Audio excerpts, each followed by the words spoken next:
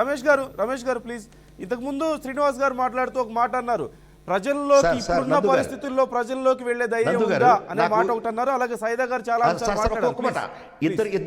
ఇరు పార్టీలు మమ్మల్ని ఏం చేసినాయి, నాకు కొద్ది సమయం కావాలి సార్, నాకు కొద్ది సమయం కావాలి. ఇరు పార్టీలు మమ్మల్ని ఏం చేస్తున్నాయి, మరి ఇద్దరికీ నేను సమాధానం చెప్పాల్సిన అవసరం ఉంది.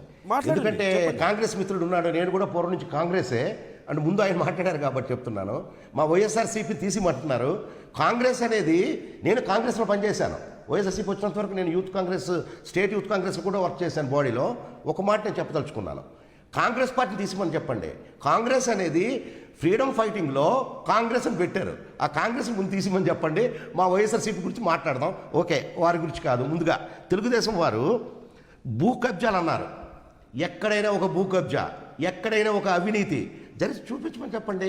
ఏదో ఫేక్గా మాట్లాడటం కాదు. రెండు, ఇసుక దోచేశారు కదా సార్ మొత్తం. రమేష్ కుమార్ గారు మీరు మాట్లాడొచ్చు. మరొకసారి నేను రిపీట్ చేస్తున్నాను శ్రీనివాస్ చౌదరి గారి క్వశ్చన్ని. ఇప్పుడున్న పరిస్థితుల్లో నిజంగా గతంలో లాగా జగన్మోహన్ రెడ్డి గారు ప్రజల్లోకి వెళ్ళి పాదయాత్ర చేయగలిగే పరిస్థితి ఉందా అనేది ఆయన ప్రశ్న. నిన్న కూడా ప్రజల్లోకి వచ్చారు కదా సార్. నిన్న కార్యకర్తల మధ్యకి ప్రజల మధ్య ఆయన ఎప్పుడు ఉంటున్నారు.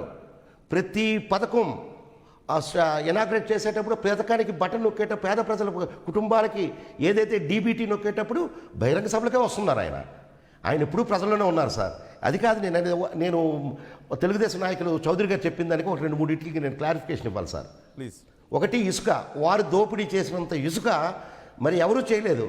ఆఖరికి వరదలు వస్తే మా ఆంధ్ర వలస దగ్గర లారీలు ఉండిపోయాయి సార్ ఆ వరదలో. రెండు, వారు అంగన్వాడీల గురించి అంటున్నారు. అంగన్వాడీలు జీతం విషయంలో ఆ రోజు వరకు 7,000 ఉంటే పాదయాత్రలో జగన్మోహన్ రెడ్డి గారు ఎప్పుడైతే అంగన్వాడీలకి మా ప్రభుత్వం వస్తే మేము మీకు జీతాలు పెంచుతామంటే 3 నెలల ముందుగా వాళ్ళు 7,000 నుంచి 10,000 చేశారు సార్. 10,000 చేస్తే అది జగన్మోహన్ రెడ్డి గారు ప్రభుత్వానికి వచ్చిన వెంటనే 10,000 ఉన్నది అని 11,500 రూపాయలు శాలరీ చేశారు అంగన్వాడీలకి. అంతేకాదు సార్, ఈ మన 2 రాష్ట్రాలు కలిసి ఉండేటప్పుడు అంగన్వాడీలకి గుర్రాలతో తొక్కించిన ఘనత తెలుగుదేశం ప్రభుత్వంది. వాళ్ళు స్ట్రైక్ చేస్తే తెలుగుదేశం ప్రభుత్వంలో గుర్రాలతో తొక్కిచ్చారు. 3, ఎస్సీ ఎస్టీ బీసీలు అంటున్నారు సార్. దీంట్లో ఒక మాట మేము చెప్పుకోవాలి సార్ గర్వంగా. నేను ఒక బీసీని, నేను గర్వంగా చెప్పుకుంటున్నాను సార్. కొండ మీద అమ్మవారు, కొండ కింద మా ఆరాధ్య దైవం అంబేద్కర్ గారు. కొండ మీద అమ్మవారు ఉంటే విజయవాడలో కొండ కింద మా ఆరాధ్య దైవం అంబేద్కర్ గారు ఉన్నారు సార్. అంబేద్కర్ రాజ్యాంగ స్ఫూర్తి ఏంటి సార్? రాజ్యాధికారం. ఏదైతే రాజ్యాధికారం కావాలన్నారో ఆ రాజ్యాధికారాన్ని మరి జగన్మోహన్ రెడ్డి గారు ఇచ్చి 60% పదవులు సార్. ఈరోజు మంత్రులు 60% మంత్రులు, నా ఎస్సీ, నా ఎస్టీ, నా బీసీ, 4 నా మైనార్టీ, 4 డిప్యూటీ సీఎంలు ఇచ్చిన మహానుభావుడు జగన్మోహన్ రెడ్డి సార్. ఈరోజు భారతదేశ రాజకీయ చరిత్రనే మార్చాడు జగన్మోహన్ రెడ్డి. ఏదైతే అంబేద్కర్ కోరుకున్నాడో ఆ రాజ్యాంగ స్ఫూర్తి, ఆ రాజ్యాంగ హక్కుని ఎస్సీ ఎస్టీ బీసీ మైనార్టీ, అలాగే మళ్ళీ పేదగా ఉండే అగ్రవర్గ కుర్నాల వాళ్ళకు కూడా అదే కార్యక్రమం చేశారు సార్. ఇక మరి చెల్లి అంటున్నారు, చెల్లి గురించి అనే ముందు వారికి కొన్నిసార్లు ఆరాధ్యదయము, కొన్నిసార్లు కాదు. స్వర్గీయ ఎన్టీ రామారావు గారు అల్లుడు గురించి ఏమన్నారో ఒకసారి గుర్తెచ్చుకోండి సార్. గాడ్సే కంటే నీచుడు అన్నాడు. అలాగే చంద్రబాబు నాయుడిని నమ్మొద్దని కూడా చెప్పాడు సార్. ఎన్టీఆర్ గారు చెప్పారు. ఎన్టీఆర్ గారు ఏం చెప్పారు చంద్రబాబు నాయుడు గురించి? గాడ్సే కంటే నీచుడు చంద్రబాబు నాయుడు మాటలు నమ్మొద్దని చెప్పాడు. అంతేకాదు సార్, ఈనాడు వాళ్ళ రామూర్తి నాయుడు ఎక్కడ ఉన్నాడు సార్? రామూర్తి నాయుడు గొలుసులతో కట్టారంటున్నారు. ఒకసారి టీవీ ముందు పెట్టమని చెప్పండి ఆయన్ని. వాళ్ళ భార్యను చంపించి రామూర్తి నాయుడిని గొలుసులతో కట్టి ఇంట్లో బంధించారని అంతా అనుకుంటున్నారు సార్. అది కూడా చూపించమని చెప్పండి, సంతోషిస్తాం. అలాగే మరి నారా పురంధేశ్వరి ఎవరు సార్? దగ్గుబాటి పురంధేశ్వరి గారు ఎవరు సార్? ఆవిడ ఒక పార్టీకి అధ్యక్షుడిగా ఉన్నారు. ఇప్పుడు చంద్రబాబు గారి తాలూకే కదా వదిన గారో మరదలు అవుద్ది, ఆవిడ ఒక పార్టీకి అధ్యక్షుడిగా ఉన్నారు. దాంట్లో ఇప్పుడు ఎవరు పార్టీకి వారు వెళ్తారు. ఇక కాంగ్రెస్ విషయానికి వస్తే నేను ఒక మాట చెప్పదలుచుకున్నాను సార్. వైఎస్ రాజశేఖర రెడ్డి పేరెత్తే అర్హత కాంగ్రెస్ పార్టీకి లేదు సార్. ఆయన 2 సార్లు కాంగ్రెస్ పార్టీని అధికారంలోకి తెస్తే ఆయన చనిపోయిన తర్వాత ఎఫ్ఐఆర్లో మొదటి పేరు చేర్చిన వాళ్ళు కాంగ్రెస్ పార్టీ సార్. ఎఫ్ఐఆర్లో మొదటి పేరు ఎవరు పెట్టారు సార్? కాంగ్రెస్ పార్టీ పెట్టింది. అలాగే ఆనాడు పనికిరాదు అనుకున్న వైఎస్ఆర్ రాజశేఖర రెడ్డి కుటుంబం మళ్ళీ 12 సంవత్సరాలు 13 సంవత్సరాల తర్వాత చుట్టూ తిరిగి మళ్ళీ మా షర్మిలమ్మ దగ్గరికి వచ్చి మా రాజశేఖర రెడ్డి బిడ్డని వాళ్ళు అధ్యక్షుడిగా చేసుకున్నారు. సంతోషం. ఎప్పటికైనా కాంగ్రెస్ పార్టీకి రాజశేఖర రెడ్డి కుటుంబమే దిక్కు అని నిరూపించుకున్నారు కాంగ్రెస్ పార్టీ వారు. చాలా సంతోషం సార్. ఇంకా మీరు ఏమడుగుతారో చెప్పండి సార్, నేను తప్పకుండా అన్నింటికి సమాధానం చెప్తా. రాజశేఖర రెడ్డి గారు బొమ్మ తీసేశారు. మీరు రాజశేఖర రెడ్డి గారు పార్టీ అంటారు. రాజశేఖర రెడ్డి బొమ్మ తీసేసి మీ ప్రచార కార్యక్రమాలు పెట్టారు.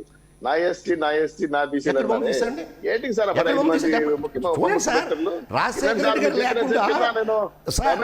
రాజశేఖర రెడ్డి గారు లేకుండా మరి ఇదే ఉంది సార్.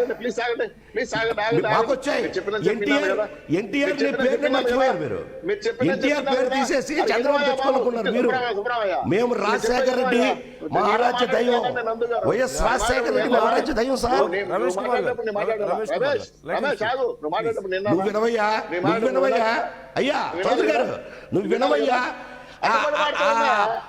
చూడండి ఆ మాటల్లో, చూడండి అయ్యా వినవయ్యా నువ్వు ఆ మాటల్లో అగ్రవర్ణ ఇది చూపిస్తే మాత్రం అయ్యా ఎవరు అయ్యా? నేను మీకు చౌదరి గారు అంటాను. నా పేరు రమేష్ కుమార్. నా పేరు రమేష్ కుమార్. నీ అగ్రవర్ణాలు ఇది చూపిస్తూ ఊరుకోను. మీరు వినవయ్యా పేరు పెట్టుకోండి. నేను మర్యాదగా మీకు చౌదరి గారు పెట్టాను. ఉండవయ్యా. మీ విశాఖపట్నం సుధాకర్ ఏం చేశారు? దళితులు దైవం సుబ్రహ్మణ్యం ఏం చేశారు? నాగార్జున ఎందుకని ఏం చేశారు? దళితులు చెప్పి డోర్ డెలివరీ ఇచ్చారు. మీ ప్రభుత్వంలో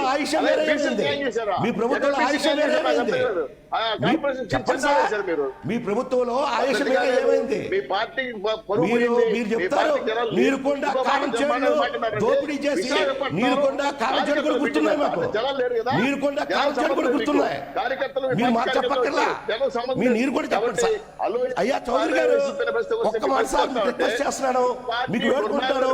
14 సంవత్సరాలు మీ చంద్రబాబు నాయుడు ప్రజలకు ఏం చేశారు చెప్పండి. మేము ధైర్యంగా చెప్తున్నా, మేము చేసాం ఓటేయండి. మీ చంద్రబాబు నాయుడు ఏం చేశాడు చెప్పండి. 14 సంవత్సరాలు ముఖ్యమంత్రి కదా సార్. మీ చంద్రబాబు నాయుడు ఏం చేశాడు చెప్పండి. మీ చంద్రబాబు నాయుడు ఏం చేశాడు చెప్పండి. రామూర్తి నాయుడు కూడా బాగానే ఉన్నారు. మీకు అసలు సిగ్గు చేతగాక యుద్ధం చేయలేక కుటుంబ సభ్యులు ముద్ర పెట్టుకుని గెలిచే దౌర్భాగ్యమైన పరిస్థితి ఈరోజు రాష్ట్రంలో మీకు. మీరు ఏం చేశారు ప్రజలు చెప్పండి సార్. ఓటేకే ముందు మేము 14 సంవత్సరాలు చేశాం చెప్పండి. మేము 14 సంవత్సరాలు ఈ పేద ప్రజలకి, ఈ ఎస్సీలకి, ఈ ఎస్టీలకి, ఈ బీసీలకి, ఈ పేద అగ్రవర్ణ కులాలకి ఇచ్చేసామని చెప్పండి. రమేష్ గారు ఒక్క నిమిషం, రమేష్ గారు ఒక్క నిమిషం ప్లీజ్. రమేష్ గారు ఒక్క నిమిషం, శ్రీనివాస్ గారు మీరేం చెప్పాలనుకుంటున్నారు? సమయం లేదు, ప్లీజ్ కంక్లూడ్. శ్రీనివాస్ గారు మీరు కంక్లూడ్ చేయండి. రాష్ట్రంలో ఉద్యోగులు ఉద్యోగం మోసం చేసింది మీరు కదా. 45 విశాఖపట్నంలో 13 సబ్మిట్ వస్తుందని చెప్పారు. వచ్చిందా? ఒక ఉద్యోగం ఇచ్చారా? ఎక్కడ ఉన్నాడు సమ్మె నోటీస్ ఇచ్చారు తెలుసా మీకు? అంగన్వాడీ వర్కులు జీతాలు ఇస్తామని ఎక్కువ తెలుసా మీకు ఆ విషయం? ఎస్టీ పెన్షన్ ఇస్తామని చెప్పి ఎక్కువ ఆ విషయం తెలుసా మీకు? ఏడ ఎస్సీలు, ఏడ బీసీలు, ఏడ మైనార్టీలు కార్పొరేషన్ దుమ్ము చేసి నాశనం చేసి మొత్తం రాష్ట్రం విధ్వంసం చేసి ల్యాండ్ శాండ్ వైను దోచేసుకొని లక్షల కోట్ల రూపాయలు 500 కోట్ల రూపాయలు ముఖ్యమంత్రి లోటస్ ఫండ్ లో 500 కోట్లు పెట్టి రమేష్ గారు ఇప్పుడు వద్దులేండి, ఇప్పుడు కాదు, తర్వాత ఇంకెప్పుడైనా ఈ విషయం గురించి మాట్లాడదాం ప్లీజ్. ఓకే శ్రీనివాస్ గారు ప్లీజ్, సమయం లేదు, ఒక్క నిమిషం శ్రీనివాస్ గారు ఒక్క నిమిషం ఆగండి. శ్రీనివాస్ గారు రాష్ట్రం దోచేసుకున్న మీరు న్యాయాలు మాట్లాడతారా? శ్రీనివాస్ గారు ఒక్క నిమిషం. కుటుంబ సభ్యులు సరిగ్గా చూసుకోవాలని శ్రీనివాస్ గారు ప్లీజ్ నా వాయిస్ వినిపిస్తున్నారు. శ్రీనివాస్ గారు నా మాట వినండి ఒక్క నిమిషం ప్లీజ్, సమయం లేదు. రమేష్ గారు ఒక్క నిమిషం